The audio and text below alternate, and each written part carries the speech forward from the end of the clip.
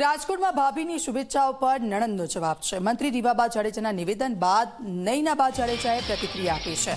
હું શુભેચ્છા આપનારાઓનો આભાર માનું છું। ભાજપને વધુ પડતો આત્મવિશ્વાસ છે। 28મી તારીખે ચિત્ર સ્પષ્ટ થઈ જશે। લોકો ભાજપના શાસનથી કંટાળી ગયા છે। કોંગ્રેસમાંથી વોર્ડ 2માંથી ચૂંટણી લડી રહ્યા છે નયનાબા જાડેજા।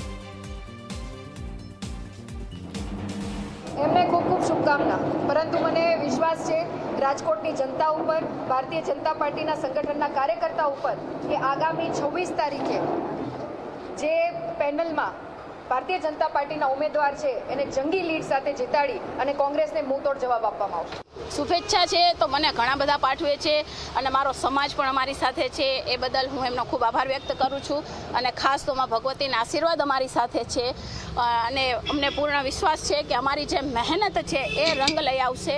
અમે જે લોકો સુધી પહોંચ્યા છીએ, એમના ઘર સુધી પહોંચ્યા છીએ, એમના પ્રશ્નોને વાચા આપી છે, એ અમારા માટે ખૂબ મહત્વનું છે અને અમારા વિજય માટેનું કારણ પણ એ જ હશે।